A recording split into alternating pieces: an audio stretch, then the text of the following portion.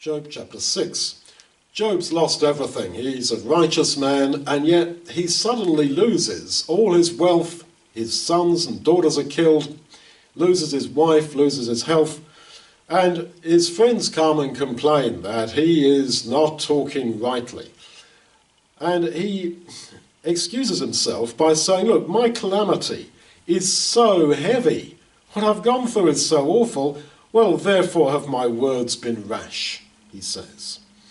So he's developing a kind of circumstantial ethic. That is to say, circumstances were so heavy on me that I had to sin. I had to cuss. I had to do what I did because look what happened to me. It was so awful. Job is a good man, but of course he's not perfect. And at the end of the book he puts his hand upon his mouth and he says, sure, I've spoken what I shouldn't have done. Beware of this idea that, poor me, I have suffered so much that I had to sin. There's very clear guarantees to us in the Bible that God will not tempt us or test us more than we can bear, 1 Corinthians 10, but he will, with the temptation, make a way to escape that we may be able to bear it.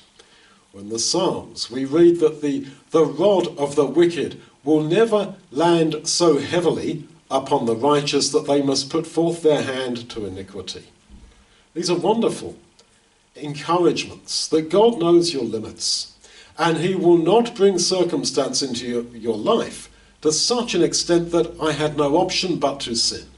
He won't do that because he loves you and because he doesn't want you to sin. He wants you to be righteous. But of course, in the heat of the moment, we all say, oh, poor me, this happened, so of course it's understandable that I should do this or do that or react in this way to what happened to me.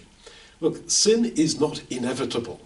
When we cave in because of circumstance and pressure that we felt at the moment was too much for us, ask God to forgive you. Accept it. Don't justify yourself. Accept it and believe that he forgives you.